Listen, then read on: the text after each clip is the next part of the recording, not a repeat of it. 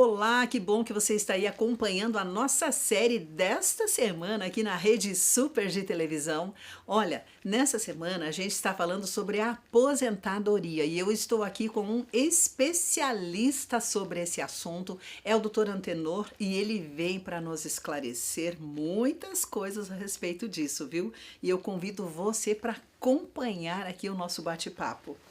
Dr. Antenor, nós falamos aqui no primeiro bloco já, né? Já começamos, né, no nosso primeiro episódio sobre esse assunto tão importante, a aposentadoria. E você nos trouxe vários ensinamentos já no primeiro episódio. Mas hoje eu queria que você contasse pra gente como funcionam as regras da aposentadoria.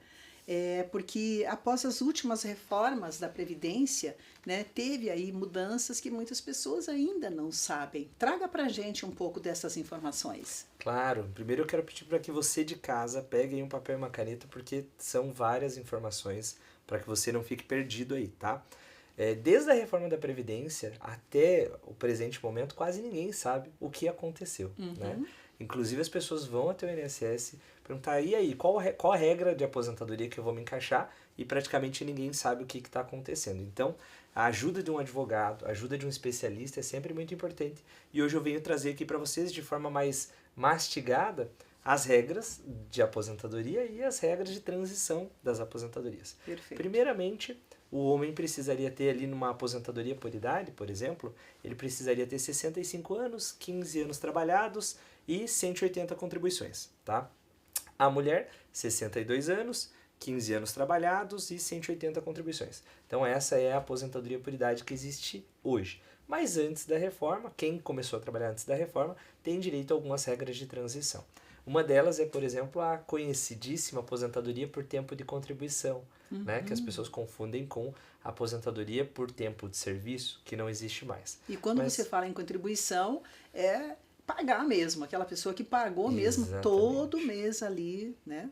Exatamente. E daí, tempo de contribuição, a gente está falando dessa contribuição onde a pessoa paga via carnê, ou a pessoa paga como empresário, ou CLT mesmo, tá? E no tempo de contribuição, você pode, por exemplo, incorporar atividade rural desde os 7 anos de idade, né? Então, nos grupos das pessoas que nasceram na roça, né, no interior, essas pessoas costumam, já no grupo familiar, começar a contribuir quando alcançam uma idade de 7, 8 anos, contribuir com o grupo familiar. Muitas vezes não com uma atividade muito pesada, mas contribui ali. O menino já vai para a roça, a menina já ajuda a mãe a descascar ali uma batata, alguma coisa assim.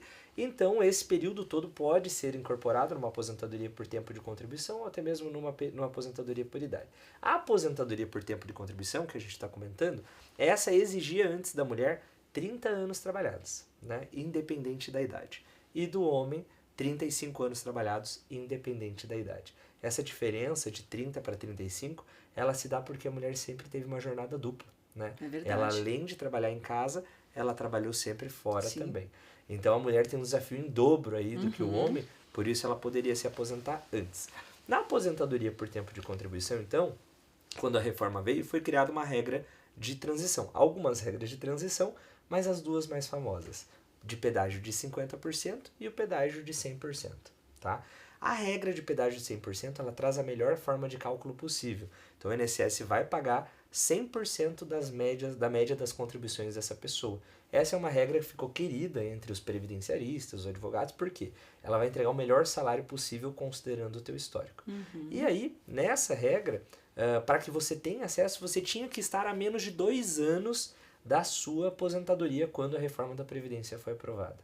A reforma da Previdência foi aprovada em 13 de novembro de 2019. Então a gente precisa fazer uma contagem, descobrir quanto tempo você tem ali em 13 de novembro de 2019 para saber se você vai poder se aposentar por essa regra. Certo. Antenor, mas e se eu estava há mais de 2 anos da minha aposentadoria? Então você pode se utilizar da regra de transição do pedágio de 50%. Essa regra do pedágio de 50%, claro, por que pedágio de 100% e 50%? 100% porque se você tiver ali no requisito, você paga 100% do que faltava. Então, se faltava 1 ano, você trabalha esse 1 ano mais 1 ano de pedágio. Se faltavam 2 anos, você trabalha esses 2 anos mais 2 anos de pedágio. tá? Não vai ter ninguém que tenha mais do que 2 anos a trabalhar, mais do que 4 anos ali para pagar de pedágio, porque é uma regra mais restritiva. Já uma regra que quase todo mundo que começou a trabalhar antes da reforma da Previdência vai se enquadrar é a regra do pedágio de 50%. Ou seja, 50% daquilo que falta para a pessoa chegar nos 30 anos se for mulher, ou dos 35 se for homem, ela vai pagar de pedágio. Um exemplo, você. Imagine que você, Clarice, tenha 25 anos trabalhados. Faltavam então 5 para você chegar nos 30. O seu pedágio seria de 2 anos e meio. Tá? Então você trabalharia ali até completar 32 anos e meio para que daí você pudesse ter acesso a essa regra de transição. O problema dessa regra é que ela estabeleceu uma idade mínima para a mulher e uma idade mínima para o homem. Pois é. A idade mínima da mulher seria 57 anos. Né? Então, antes dos 57, ela não pode ser utilizada essa regra. E para o homem, a idade de 62 anos. Então, acabou sendo uma regra que trouxe um novo requisito para a aposentadoria por tempo de contribuição, que antes era só uma regra de tempo. Né? Agora passa a ser uma regra de tempo com um detalhezinho que é a idade mínima para você se aposentar. Entendi. E sabe, já que a gente está falando aqui em aposentadoria, né, são tantos os tipos de aposentadorias, e a gente lembra então das pessoas lá no Rio Grande do Sul, das vítimas, doutor, lá no Rio Grande do Sul. O que será que o governo está fazendo? Quais as medidas que o governo tomou para ajudar essas pessoas? Recentemente, então, o governo federal anunciou um Pix de 5,1 mil, R$5.100 para cada família afetada. No todo, já foi levantado que mais ou menos 200 mil famílias no Rio Grande do Sul vão ter direito a esse benefício. Né? As pessoas precisam, então, procurar o CRAS da sua região, e aí, a partir do CRAS, esse benefício vai ser operacionalizado e pago para essas pessoas. Importante, sabe? Importante, né? Essas famílias precisam muito, né, de toda ajuda. E que bom, né, que o governo tomou aí essa medida. É muito importante porque muitas famílias acabaram perdendo suas casas e uma família sem casa não tem dignidade. Verdade. Né? Então, reconstruir, o primeiro passo para reconstruir as casas, erguer as paredes, fazer com que essas famílias tenham um pingo de dignidade, que é ter onde morar, vai ser muito importante nesse momento para o Rio Grande do Sul. Realmente, muito importante. E me conte uma coisa, doutor, falando ainda na aposentadoria, né? Para essas pessoas, então, que já era aposentado, né? A pessoa, digamos assim, já estava na idade já de aposentar, já tinha contribuído, estava tudo certinho. Essa pessoa teria mais alguma forma de receber uma ajuda ou benefício do governo? O governo federal também anunciou que vai antecipar vários meses de benefício, como se fosse um empréstimo para essas pessoas. Então as pessoas vão fazer esse requerimento lá pelo site do INSS, pelo meu INSS, uma solicitação de antecipação, e vão poder pagar em 36 vezes para o INSS, aliás, para o governo federal, de forma bem tranquila, sem acréscimo de juros, multa, nada disso. Muito interessante. E para quem perdeu a sua casa, será que vai ter alguma coisa, assim, algum programa, algum projeto para que essa pessoa, especificamente para quem perdeu total a casa? Grande parte das famílias se utilizam de financiamentos habitacionais, né, do sistema financeiro de habitação. Se você conhece alguém que financiou sua casa ou tem casa financiada pela Caixa Econômica, os contratos da Caixa Econômica prevêem um seguro onde essa pessoa vai ter toda a sua casa restituída praticamente, tá? Através desse seguro. Então essas pessoas estão totalmente seguradas, já cobertas por um produto que elas foram praticamente obrigadas, né, a contratar, mas que nesse momento vai vir de grande valia. Né? Então se a pessoa tinha casa financiada pelo Sistema Financeiro de Habitação ou pela Caixa Econômica, essa pessoa vai conseguir resgatar ali o prêmio da casa, né, para poder reconstruir e ter uma casa nova. Ou até mesmo comprar uma casa nova. Entendi. Inclusive, a próxima pergunta que eu ia fazer aqui para você seria a questão dos documentos, né? Porque eu fico pensando, aquelas vítimas lá da enchente no Rio Grande do Sul, muitas delas perderam até os seus documentos. Sim. Talvez não deu tempo, né?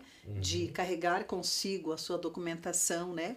Aí, será que mesmo assim, sem documento, sem nada, essas pessoas vão conseguir essa ajuda? Tomara, né? Vamos conseguir. Já foram criadas facilidades, como, por exemplo, se a pessoa fizer um boletim de ocorrência falando que extraviou o documento, ela consegue ainda assim dar entrada no seguro, consegue dar entrada na antecipação do benefício, consegue sacar o benefício no banco. Ela só vai precisar, essa foi uma medida provisória para o Rio Grande do Sul, onde se eu perdi o meu documento, ou se o seu João ou Dona Maria perdeu o documento, eles vão até a delegacia ou a delegacia online, fazem um boletim de ocorrência, o banco vai ser obrigado durante um período a pagar o benefício, ainda que a pessoa não tenha um documento com foto. Que é um caso especial, não é mesmo? Exatamente. Agora, não sendo um caso especial, digamos assim, não é uma catástrofe, tá? Uma cidade que está normalmente, tudo acontecendo normalmente. Quais são os documentos necessários para dar entrada na aposentadoria? Basicamente, todo segurado vai ter que ter em mãos RG, CPF, comprovante de residência e a carteira de trabalho. Se você é empresário ou contribui via carnê, o comprovante dos pagamentos, porque muitas vezes a pessoa vai até o INSS pedir aposentadoria e as contribuições não constam em sistema. Então, o servidor pode solicitar essa documentação, tá, para você, mas basicamente são RG, CPF, carteira de trabalho e carnês de contribuição do INSS. Esse carnê precisa ter. Esse carnê É muito importante, porque, por exemplo, no mês passado eu atendi uma empresária que pagou o INSS via carnê e simplesmente 20 anos de contribuição tinham desaparecido do sistema. Puxa. Né? Como a gente trabalha com sistemas que são muito antigos dentro da Previdência, é muito comum que na hora de cadastrar lá 20, 30 anos atrás alguém tenha colocado um dado errado e as informações não apareçam lá. Então, se você paga o INSS via carnê, é importante que você guarde essa documentação sempre com você. E para quem paga, digamos, para o microempreendedor individual, que ele paga ali, ele fornece nota, né, na verdade, né, dos trabalhos que ele faz, né?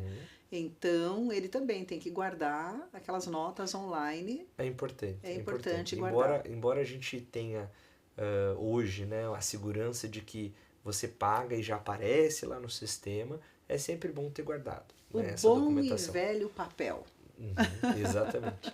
Legal, doutor.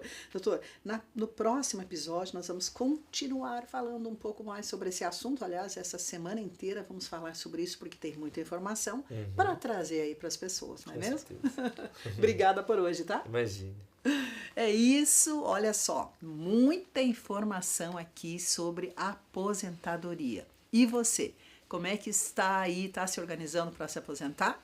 Então, talvez não seja você, talvez seja um amigo, um parente que você até esteja ajudando. Aproveita essas informações aí do Dr. Antenor. Eu tenho certeza que vai ser muito útil para você. E continue com a gente porque vamos ter mais episódios sobre esse assunto. Te espero.